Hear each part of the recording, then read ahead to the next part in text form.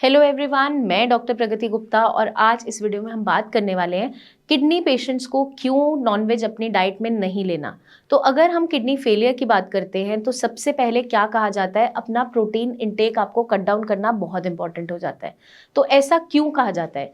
Basically जब आपकी kidneys work नहीं कर पा रही हैं या वीक हो गई हैं, अच्छे से फिल्ट्रेशन नहीं कर पा रही, चाहे बीपी की वजह से, बढ़ते हुए बीपी की वजह से, या शुगर बढ़ गई है उसके कारण से, या कोई ना कोई जेनेटिक फैक्टर्स हैं उसकी वजह से ऐसा कुछ हो गया है जो आपकी किडनीज प्रॉपर्ली फंक्शन नहीं कर पा रही है, उस कंडीशन में अगर हम एक्स्ट्रा प्रोटीन की अमाउंट लेते हैं तो हमारी किडनीज उस एक्स्ट्रा प्रोटीन के अमाउंट को फिल्टर आउट नहीं कर पाती, वो ब्लड में एक्यूमुलेट होता चला जाता है। और साथ के साथ क्या देखने को मिलता है कि जब भी आप केएफटी करवाएंगे आपका सीरम क्रिएटिनिन या यूरिक एसिड, यूरिया, ये सब कुछ बढ़ता हुआ नजर आता है।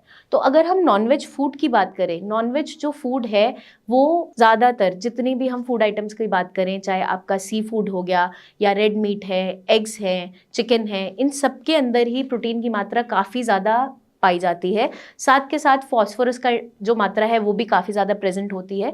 तो इसलिए कहा जाता है कि इसका इंटेक आपको नहीं करना है। तो अगर हम बात करें चिकन की, अगर हम चिकन का इंटेक बहुत ज़्यादा कर रहे हैं तो डेफिनेटली आपके यूरिक एसिड लेवल्स बढ़ने स्टार्ट हो जाते हैं, या आपकी किडनीज अच्छे से फंक्शन नहीं कर पा रही है तो ऑटोमेटिकली आपका क्रिएटिनिन बढ़ता हुआ नजर आएगा।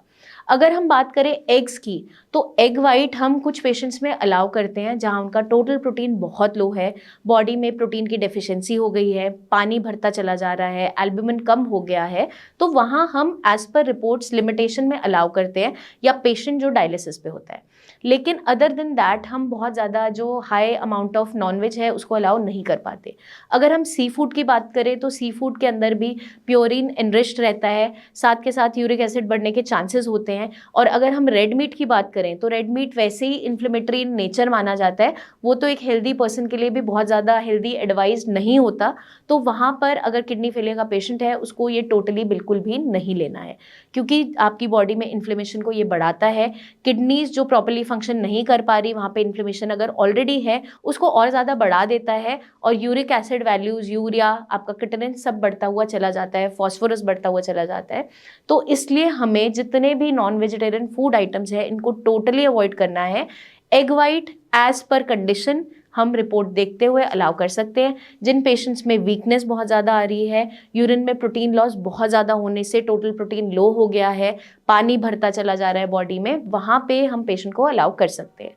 तो आपको क्या ध्यान रखना है, सिर्फ नॉन वेजिटेरियन फूड आपको स्ट्रेंथ नहीं देता। अगर आप जो हेल्दी फूड खा रहे हो, डेली रूटीन में वेजिटेरियन फूड का इंटेक भी कर रहे हैं, वो भी सही क्वांटिटी में आप खा रहे हो, प्रॉपरली उसको डाइजेस्ट कर पा रहे हैं, तो बॉडी में स्ट्रेंथ की कमी नहीं मिलती।